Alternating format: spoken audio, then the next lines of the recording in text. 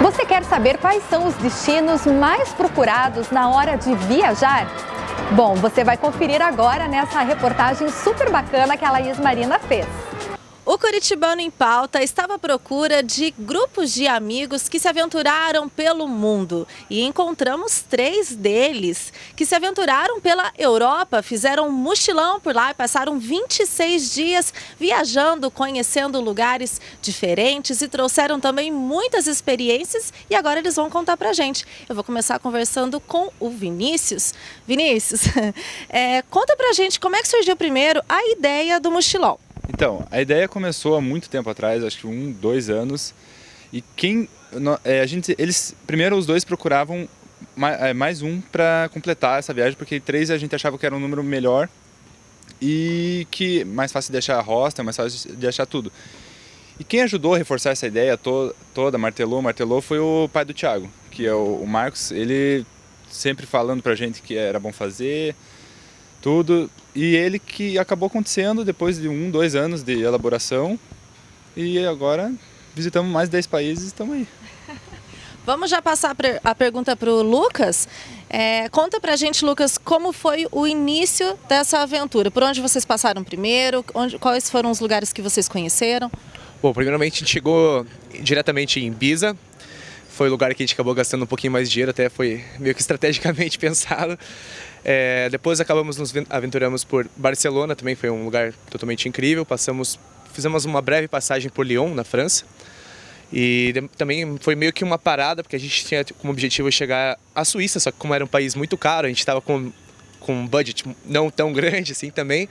A gente teve a ideia de pegar e dormir num lugar que não era no caso, tão caro, e passar todo o dia lá e pela noite também acabar saindo, que no caso a gente ficou o dia inteiro em Berna, que é a capital da Suíça, e na mesma noite a gente foi para Munique, na Alemanha. Então a gente acabou passando ali uma noite lá, a gente acabou economizando com a parte de hostels e tudo mais. E após que a gente foi para a Alemanha, a gente acabou passando também pela parte mais antiga da Europa, no leste europeu.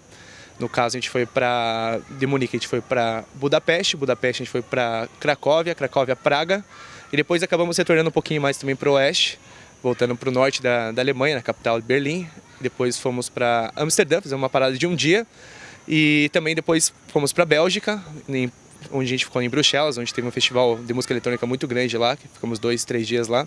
E depois voltamos outra vez para Amsterdã, que foi o nosso destino final antes de voltar para o Brasil. Eu acredito que assim, cada um teve a sua consideração com relação à viagem. Acho que cada um gostou de um ponto específico, de um país específico, de um evento específico. Para você, Thiago, qual foi o ápice da tua viagem?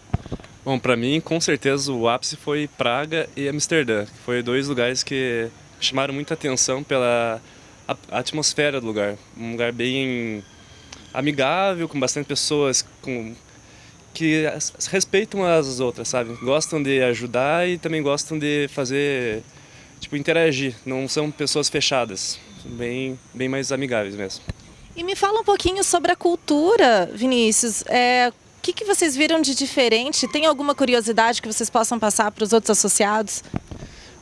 Como a gente começou na Espanha, o Lucas sabe falar muito bem espanhol. A galera parecia muito amigável, porque acho que com a comunicação eles se entendem e tal. Mas a partir do momento que a gente foi para a Alemanha, a gente tomou um choque, assim, porque realmente era aquela coisa, as pessoas são mais grosseiras, tal. Apesar de, na minha opinião, Berlim e Munique terem sido fantásticas, as pessoas eram mais difíceis de lidar. E você consegue ver a cultura indo para o leste, começa a ver mais pobreza, pessoas, mendigos. É bem mais triste do que a parte oeste. Esse foi um grande choque de realidade, na minha opinião, assim, que dá para ver bem o oeste com o leste. E o ponto principal para mim na viagem foi como a gente fechou com chave de ouro, que foi a Tomorrowland, que para mim é um evento que com certeza quero voltar, acho que todo mundo tem que ir. Não tem, sem explicação, é outro mundo. O Thiago também estava contando, Lucas, que vocês mal dormiam, né? Era uma rotina meio frenética, assim, né, para vocês. E como que vocês faziam? E também quero saber um pouco sobre a alimentação. O que vocês acharam da alimentação de lá? Olha, no começo a gente procurava fazer a coisa mais barata possível. A gente comprava sanduíche, fazia pão com peito de peru todos os dias, praticamente café da manhã, almoço, jantar. E depois acabamos percebendo que não era realmente tudo aquilo que a gente estava esperando, que o nosso corpo começou a pedir uma coisa mais carboidrato, algo mais pesado, uma comida de verdade.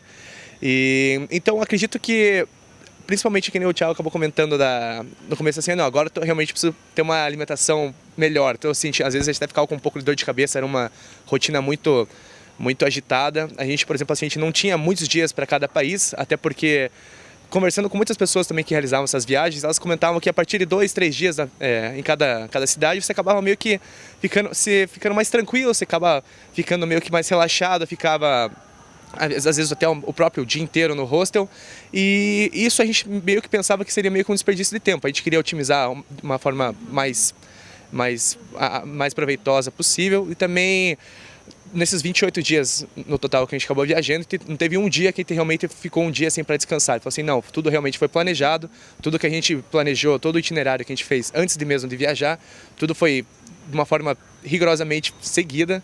Então foi uma coisa bem bacana, até pela questão da viagem, toda a questão cultural que a gente aprendeu, mas também por toda esse contato com uma cultura diferente, ter contato com diferentes formas de pensar, de ver o mundo, toda a questão.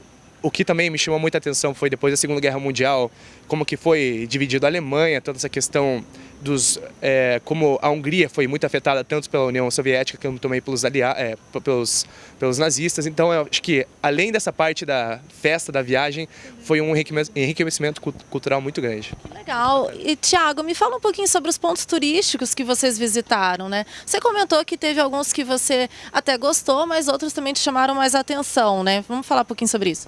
Bom, o ponto turístico que mais me chamou a atenção foi Auschwitz, lá perto de Cracóvia, na Polônia, que era o Lucas acabou de falar do campo de concentração, que é uma história bem pesada mesmo, triste, mas que eu acho que é algo importante para conhecer. Foi fatos da história que não tem como voltar atrás. Isso é uma coisa que aconteceu e não tem como voltar. Eu achei bem interessante isso. Além também de Ibiza, que tem praias maravilhosas, e um lugar que a gente gostou bastante foi a Pedra de Esvedra, fica lá em Ibiza, uma praia fica próxima de lá. Foi um ponto que me chamou bastante atenção. Vinícius, eu queria só que vocês, aliás, todos assim, dessem as suas opiniões, fizessem as suas considerações. E por que vocês indicariam um mochilão, uma viagem assim para fora? Vamos lá, Vinícius, você. Olha, primeiro porque eu nunca tinha ido à Europa, e eu acho que ver a cultura deles, você vai passando por várias culturas, você vê a história.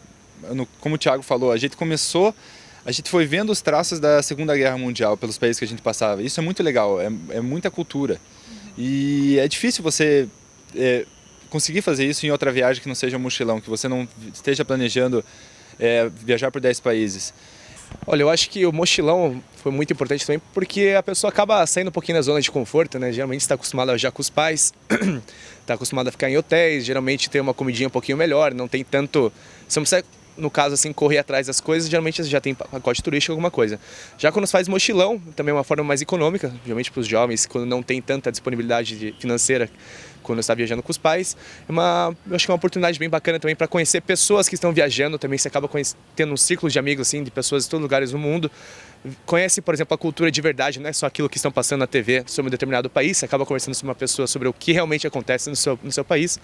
É uma coisa que você só consegue ter esse contato a partir do momento que você sai da zona de conforto, que você faz uma coisa diferente, e que você, a partir do momento que você começa a viajar, conhecendo essas pessoas, fica uma coisa totalmente mais bacana, fica um ambiente mais jovial, todo mundo assim tem o mesmo intuito de estar viajando, conhecendo pessoas novas, então é um ambiente bem bacana.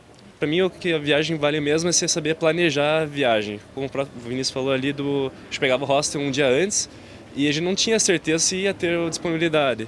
E também dos trens, né, que a gente viajou trem, pegou trem pela Europa, e a gente pegava o aplicativo e via se tinha disponibilidade do trem para ir para uma cidade para outra.